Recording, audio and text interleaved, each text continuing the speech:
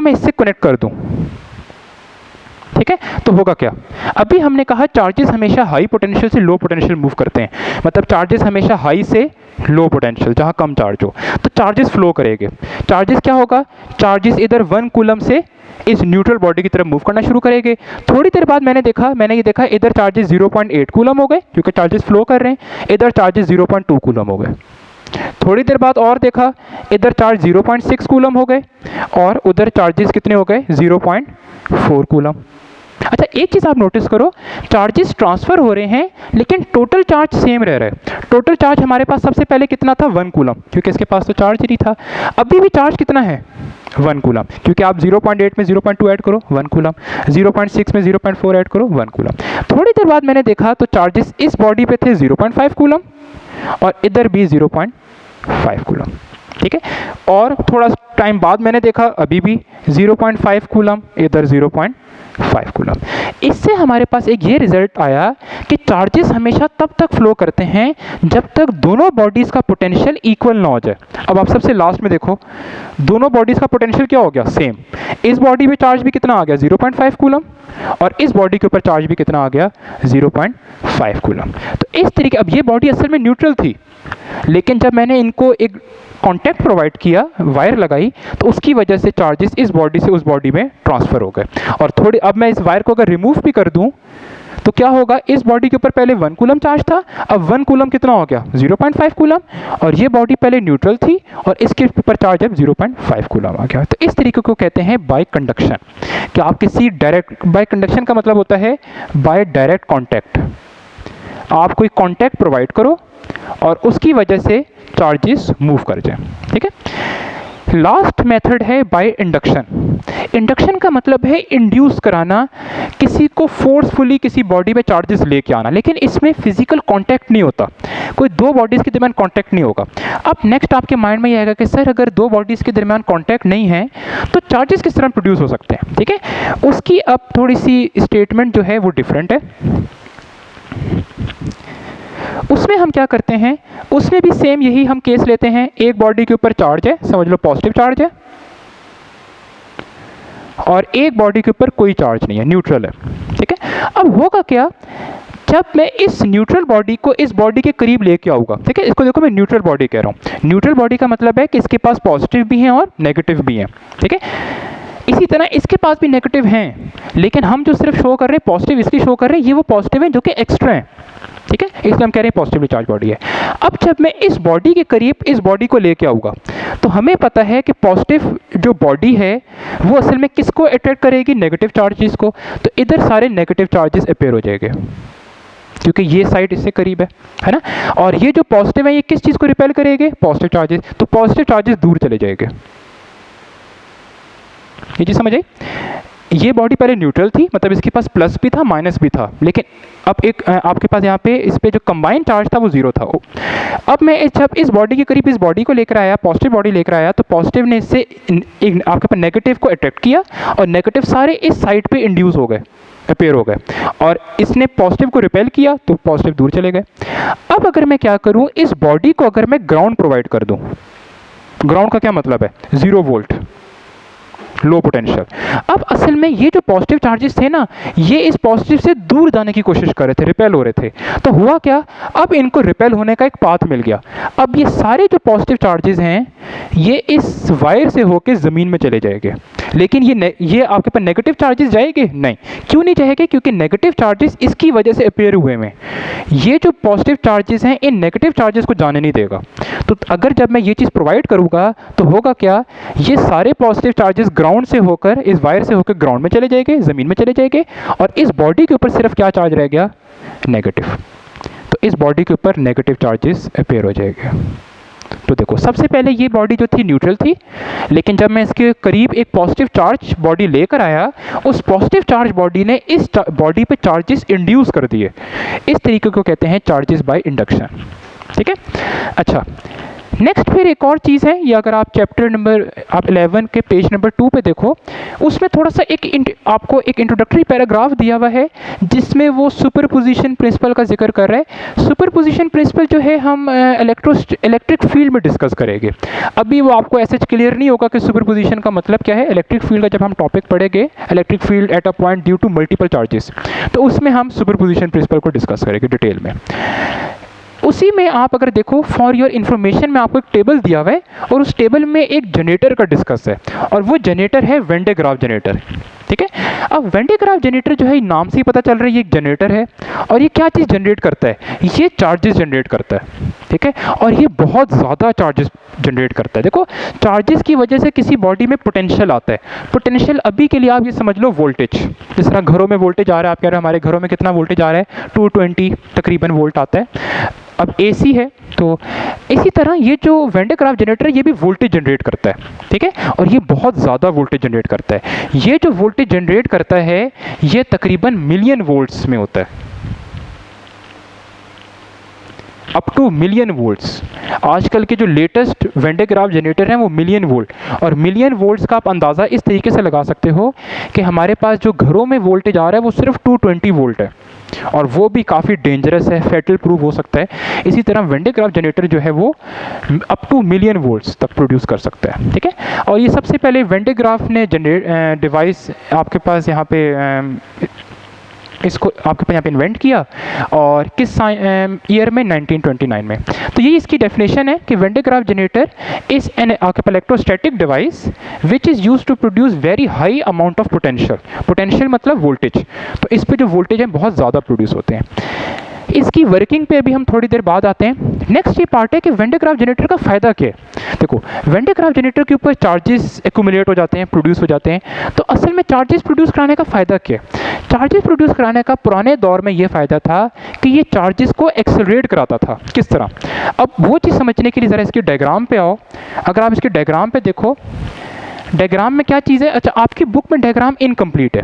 ठीक है, सबसे पहले इसके डायग्राम में एक ये बैटरी यूज़ हो रही है, डीसी बैटरी, और इस बैटरी का वोल्टेज काफ़ी ज़्यादा होता है। ये तकरीबन 10 की पावर 4 वोल्ट्स के अराउंड वोल्टेज होता है इसका, इस बैटरी का, डीसी बैटरी। ये दो मैंने क्या चीज़ें बनाई, ये दो मैंने कॉम बनाई, कंघियों की तरह। ये एक मेटल की कॉम्स यूज़ होती हैं। ठीक है, दो होते हैं यहाँ पे पुली, और ये एक बेल्ट है। ये बेल्ट क्या कर रही है, इस पे रोटेट कर रही है, मतलब यहाँ से ये बेल्ट ऊपर जा रही है और यहाँ से ये बेल्ट नीचे आ रही है। ठीक है, तो ये बेल्ट कॉन्टिन्यूसली इस पे रोटेट कर रही है, मूव कर रही है, और ये पुली है जो कि इस बेल्ट को मूव करने में हेल्प कर रहे हैं। अच्छा, ये ग्राउंड है। ठीक है, अच्छा अब आप एक चीज़ देखो, ये बैटरी का पॉजिटिव साइड होती है जो बड़ी सी प्लेट बनाते हैं, और ये जो छोटी प्लेट बनाते हैं ये नेगेटिव होती है। हुआ क्या, इस पॉजिटिव की वजह से, ये आपको मैं बहुत एक इसकी ब्रीफ सा इंट्रो दे रहा हूँ कि वेन डे ग्राफ जनरेटर किस तरह चार्जेस प्रोड्यूस करता है। तो इधर पॉजिटिव है, इस पॉजिटिव की वजह से इस कॉम के ऊपर पॉजिटिव आ गया, और ये कॉम जो है ये कांटेक्ट में किसके साथ है, ये इस बेल्ट के साथ है। ये अपने पॉजिटिव चार्जेस इस बेल्ट में ट्रांसफ़र कर देगी, तो इस बेल्ट में पॉजिटिव चार्जेस आ गए। किसकी वजह से आए, ड्यू टू दिस कॉम। और मैंने कहा ये बेल्ट कॉन्टिन्यूसली रोटेट कर रही है।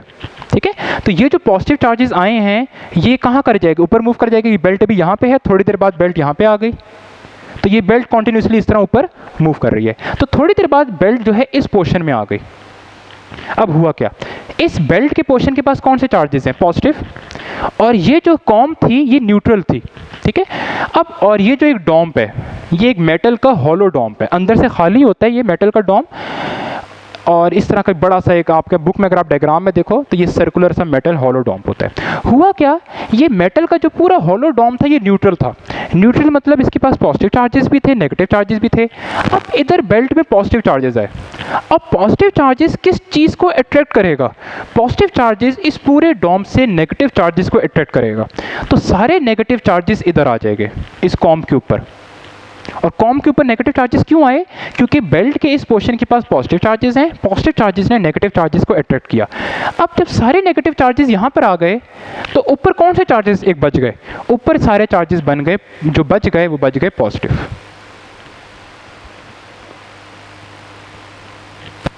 ठीक है। तो इस तरीके से अब ये दो पार्ट दोबारा मूव कर जाएगा, फिर दोबारा इधर आया, दोबारा चार्जेस इधर एक नेगेटिव अट्रैक्ट हुए, ऊपर और पॉजिटिव अपेयर हो गए। तो थोड़ी देर के बाद इसके ऊपर इतने ज़्यादा पॉजिटिव चार्जेस आ जाते हैं कि हम कहते हैं इस वेन डे ग्राफ जनरेटर का जो पोटेंशियल है वो अप टू मिलियन वोल्ट्स तक चला गया। ठीक है। नेक्स्ट एक आप लोगों के लिए एक क्वेश्चन है, आपने नीचे मुझे इस चीज़ का आंसर लिखना है यहाँ पे कमेंट्स में। वेन डे ग्राफ जनरेटर का प्रिंसिपल क्या होता है? वेन डे ग्राफ जनरेटर में हम चार्जेस प्रोड्यूस कर रहे हैं, तो ये चार्जेस बाय फ्रिक्शन है, चार्जेस बाय कंडक्शन है या चार्जेस बाय इंडक्शन है, वो आपने मुझे कमेंट्स में बताना है, इसका प्रिंसिपल बताना है। अच्छा, नेक्स्ट ये चीज़ है, वेन डे ग्राफ जनरेटर असल में बहुत पुरानी डिवाइस हो गई है। अच्छा हाँ, हम ये बता रहे थे, हाँ उससे पहले एक और चीज़ डिस्कस करते हैं, फिर इस क्वेश्चन पे आते हैं। मैंने ये कहा था चार्जेस को एक्सेलरेट कराने के लिए प्रोड्यूस होता है। एक्सेलरेशन मतलब चार्जेस की वेलोसिटी को इंक्रीज करने के लिए। अब ये चार्जेस की वेलोसिटी किस तरह इंक्रीज करता होगा? आप सिंपल टर्म्स में इस तरह सोच सकते हो, इस पूरे के ऊपर क्या चार्ज आ गया? पॉजिटिव। ठीक है। और अगर मेरे पास यहाँ पे कोई नेगेटिव चार्ज है, अगर मैं नेगेटिव चार्ज लेकर आऊँगा तो ये पॉजिटिव और ये नेगेटिव दोनों एक दूसरे को क्या करेंगे? अट्रैक्ट करेंगे, और ये नेगेटिव इसके करीब मूव होना शुरू हो जाएगा। ठीक है।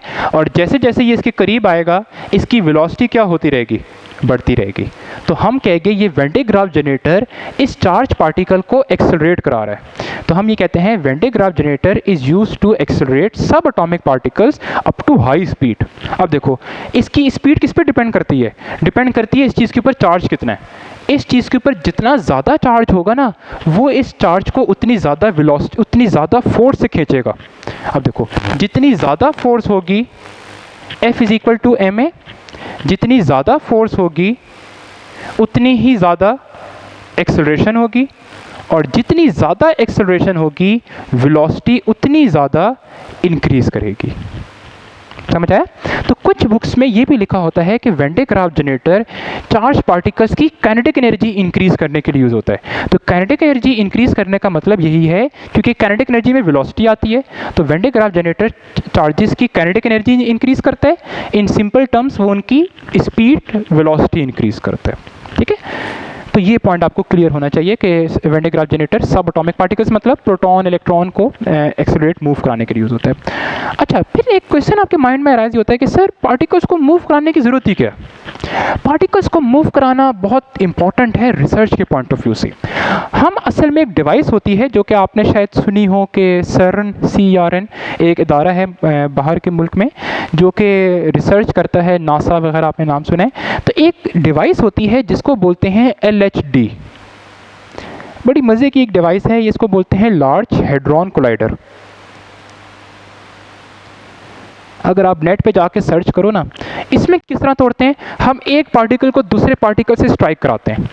जब पार्टिकल्स स्ट्राइक करते हैं ना, तो वो वही फिनोमेना शो करते हैं जो डेली लाइफ में होता है। कोई दो चीज़ें स्ट्राइक करें तो वो टूट जाती हैं, टूटने से मतलब जो उनके अंदर प्रेजेंट होता है हमें वो पता चल जाता है। इसी तरह लार्ज हेड्रॉन कोलाइडर में हम क्या करते हैं, चार्ज पार्टिकल्स को मूव कराते हैं बहुत स्पीड से, और जब वो पार्टिकल्स आके स्ट्राइक करते हैं तो वो टूटते हैं। ठीक है। और जब सब एटॉमिक पार्टिकल्स टूटते हैं तो हमें ये पता चलता है कि सब एटॉमिक पार्टिकल्स बने किस चीज़ से। तो आपके माइंड में एक चीज़ होगी, इलेक्ट्रॉन प्रोटॉन किसी चीज़ से मिलके बने।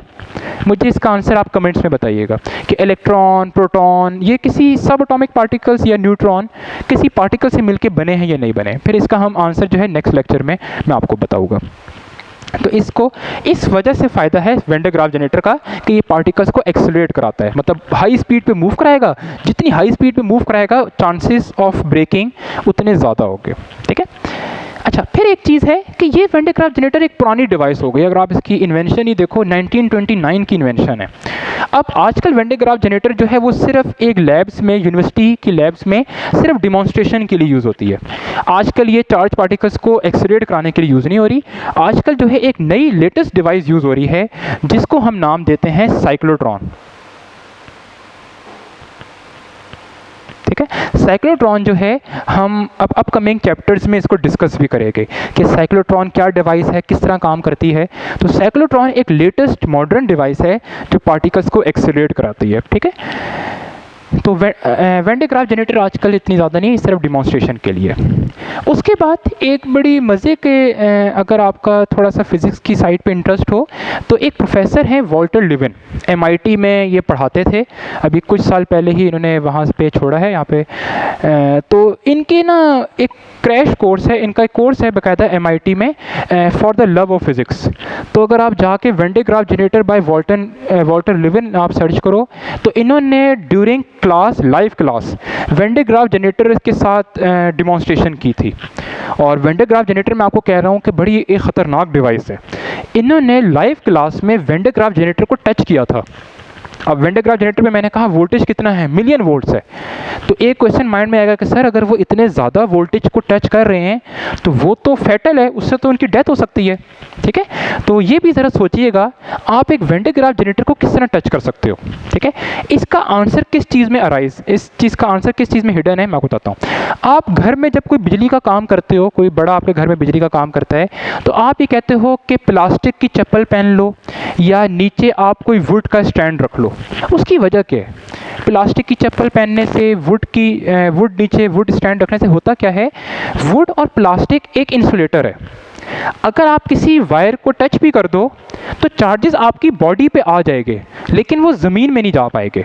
आपको करंट लगता ही तब है जब आपकी बॉडी से चार्जेस मूव करते हैं। नीचे अगर आपने प्लास्टिक या नीचे आपने अगर वुड रख ली तो चार्जेस मूव कर पाएंगे आपकी बॉडी से? नहीं मूव कर पाएंगे, क्योंकि नीचे इंसुलेटर है। तो इस वजह से इन्होंने भी जो लाइव क्लास में डिमॉन्स्ट्रेशन की थी वो इसी तरीके से की थी। इन्होंने किसी एक वुड के ऊपर या प्लास्टिक के ऊपर खड़े हुए थे, प्लास्टिक की चेयर के ऊपर। उसकी वजह से चार्जेस उनकी बॉडी में तो आ गए थे जब उन्होंने टच किया, लेकिन हुआ क्या कि वो चार्जेस ज़मीन में नहीं गए। तो जब चार्जेस मूवमेंट नहीं हुई तो करंट नहीं हुआ और उनको कोई शॉक फील नहीं हुआ। आप चाहो तो उनकी वीडियो भी आप चेक कर सकते हो। ठीक है, इसी से रिलेटेड एक लास्ट चीज़ है वेन डे ग्राफ जनरेटर की। अगर आप बुक में डायग्राम देखो पेज नंबर 3 पे, तो वो बनाई गई है कि एक स्टूडेंट है और उसके सारे बाल खड़े हुए है ना। तो ये किस तरह होता है देखो, अब समझ लो कि एक स्टूडेंट है कोई, वो स्टूडेंट समझ लो यहाँ पे आपके पास खड़ा हुआ है, ठीक है, और नीचे डेफिनेटली उसने कोई ना कोई वुड स्टैंड या प्लास्टिक रखा हुआ है। उसने क्या किया, उसने इस वेन डे ग्राफ जनरेटर के मेटल डोम को टच किया। अब देखो यहाँ पे इसकी बॉडी के ऊपर चार्जेस आ जाएंगे, और ये कौन सा मेथड होगा, ये होगा charge by conduction.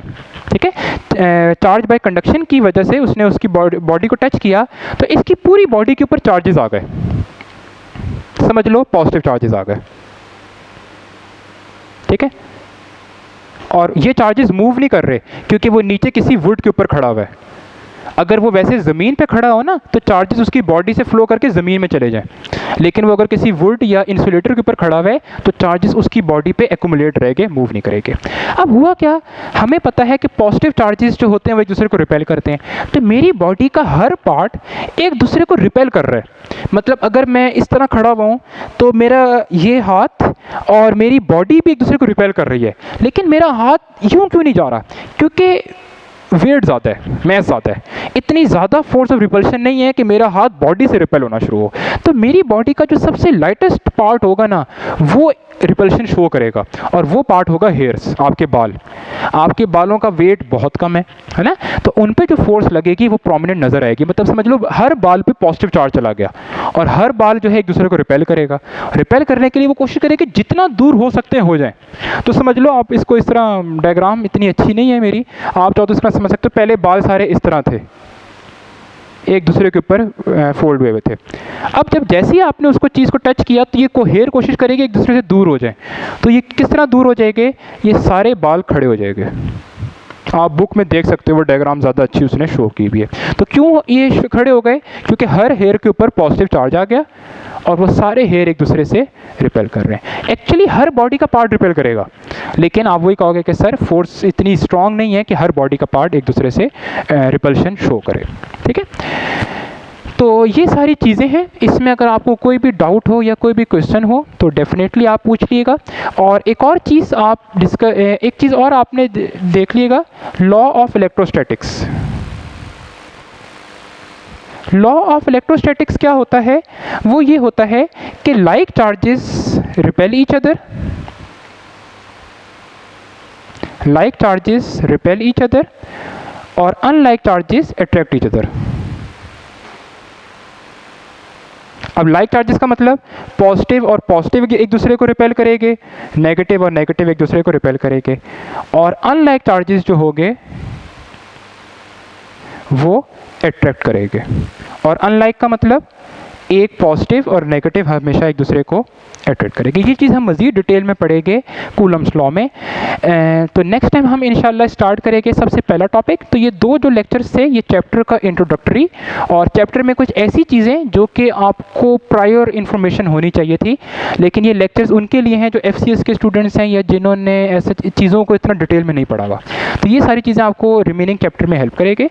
Next time हम इंशाल्लाह स्टार्ट करेंगे topic number 11.1 properties of charge. Thank you class.